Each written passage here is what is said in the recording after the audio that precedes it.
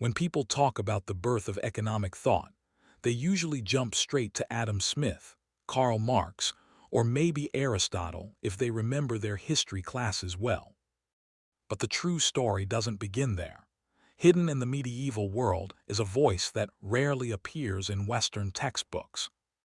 Almost 1,000 years ago, long before capitalism, stock markets, or central banks, a Muslim scholar issued a warning that still echoes through every modern financial crisis. He argued that when money loses its moral direction, societies begin to decay from the inside. And looking at today's world, it's hard not to feel that he understood our problems long before we did. Welcome to Civilizations and Capital, where history, power, and money collide, and things are rarely as straightforward as they appear. To understand Abu Hamid al-Ghazali, one of the most influential thinkers of the Islamic Golden Age, we have to step into a world that feels both distant and strangely familiar. The year is around 1100 CE. Europe is politically divided and economically weak, still emerging from the instability of the early medieval period. Meanwhile, the Islamic world stretches from Al-Andalus in Spain across North Africa and into Persia. Its cities are large, wealthy, and intellectually alive. Baghdad, Damascus, and Cairo stand as centers of learning, finance, and global trade. Caravans move constantly across trade routes carrying silk, spices, precious metals, and textiles. Scholars debate philosophy, law, astronomy, and medicine. Markets are active, fortunes are being made, and wealth is reshaping society at a speed few truly understand. Prosperity is growing, but so is inequality, ambition, and social tension. In this environment of expanding commerce and shifting values, al-Ghazali emerges. He is not just a theologian, nor only a philosopher or jurist. He is a sharp observer of human behavior and social systems. Born in 1058 in Persia, he rose quickly through the scholarly ranks and, by his 30s, held one of the most prestigious teaching positions in the Islamic world. What made him different was not status, but perspective. He noticed that while wealth was increasing and markets were flourishing, something deeper felt unstable. Society appeared more focused on money, yet less grounded in meaning. Outward success masked inner decay. The resemblance to the modern world is difficult to ignore. Al-Ghazali began asking a bold question. What happens when a civilization becomes rich faster than it becomes wise? To explore this, he focused on the nature of money itself. This surprises many people. Al-Ghazali was not only a spiritual thinker, he was one of the earliest scholars to analyze money in moral and systemic terms. Where others treated money as a simple tool or mathematical unit, he examined how it shaped behavior, trust, and social stability. He understood that money influences incentives, relationships, and ultimately the fate of entire societies. At its core, he believed money was never meant to be worshipped, stockpiled, or used as a symbol of status. It was a medium of exchange, nothing more. He compared it to a mirror. A mirror has no value by itself. Its worth lies in what it reflects. Likewise, currency is valuable only because it allows people to trade goods, build livelihoods, and cooperate.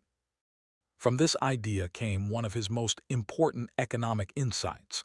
Money that is hoarded and removed from circulation harms society. Wealth hidden away in vaults, walls, or buried in the ground does not support workers or enable trade. It blocks economic flow. He described this as freezing the bloodstream of society, a powerful metaphor that still fits modern discussions about inequality and idle capital. His argument was not simply moral criticism of greed.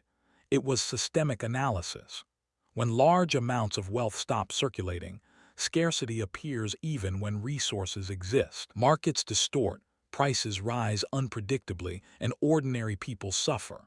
Economic imbalance grows not from lack of goods, but from blocked movement of value. Al-Ghazali also warned about speculative behavior that sought profit without contributing real value. Merchants who manipulated supply, engineered shortages, or exploited crises were, in his view, spreading corruption. He did not oppose trade or profit, far from it. He believed commerce was natural and necessary. But profit gained through deception damaged the foundation of markets. Trust, he argued, is the invisible structure that holds economic life together. Cheating with false weights, hiding defects in products, spreading misinformation, or manipulating prices erodes that trust. Once confidence between buyers and sellers collapses, economic activity weakens rapidly. Modern economists might describe this using terms like information asymmetry or moral hazard, but al-Ghazali understood the principle centuries earlier in human terms. He also emphasized the dignity of work. Income earned through honest effort strengthened both character and society. Wealth gained through manipulation or exploitation weakened both. Societies become strong when people contribute to the common good. They decline when extraction replaces contribution. His analysis did not stop at individuals. Al-Ghazali delivered a sharp critique of rulers who interfered dishonestly with currency. In medieval times, governments often reduced the gold or silver content of coins to stretch budgets. To him, this was a form of hidden theft. Debasing currency eroded trust, harmed the poor most, and destabilized the economy from the top down. He believed the state had a role in maintaining fair markets, but that role was protective, not manipulative. Leaders should safeguard justice, not seek short-term financial relief through deception. He warned that unjust rulers could destroy prosperity faster than any external enemy. These conclusions came from observing real political behavior. During his lifetime, political fragmentation was increasing. Dynasties competed for power, local governors sought more revenue, and financial pressure often led rulers to burden their populations. Taxes rose, coins were altered, and merchant wealth was sometimes seized. None of these measures solved deeper problems. Instead, they spread distrust. Al-Ghazali saw corruption at the top as a poison that flowed downward. When rulers cheated, merchants felt justified in cheating customers. When institutions lost integrity, individuals lost motivation to act responsibly. From royal treasuries to local markets, dishonesty became contagious. His conclusion was stark. A society can survive poverty, but it cannot survive corruption. Economic collapse rarely begins with empty resources. It begins with the breakdown of trust, the unseen force that supports contracts, currencies, and institutions. From this perspective, his ideas about money become even clearer. Currency stability depends on honesty. Altering coinage was not clever policy in his eyes, it was betrayal. He predicted that if states manipulated money too often, people would lose faith and turn to more reliable alternatives. History has shown this pattern repeatedly when populations abandon weakened currencies for stronger ones. But al-Ghazali's financial thought went deeper still. He understood human psychology. People hoard out of fear, speculate out of greed, and justify unethical gain when they believe others are doing the same. When exploitation becomes normalized, decline is already in motion. That is why he believed economic reform required more than laws. Systems must shape incentives so that honesty is rewarded and corruption is discouraged. Without moral alignment in behavior, markets drift toward instability and eventual crisis. His emphasis on the ethical dimension of wealth was not abstract preaching. He believed wealth itself was neutral but incomplete without responsibility. Prosperity strengthens society only when balanced by duty toward others. When accumulation ignores social well-being, the system becomes fragile. This is why his ideas feel strikingly modern. Today's world faces extreme wealth concentration, speculative bubbles, institutional distrust, and repeated financial shocks. Technology has changed and markets operate globally, but the human patterns remain familiar. Al-Ghazali's central warning still resonates. Prosperity cannot endure where justice disappears.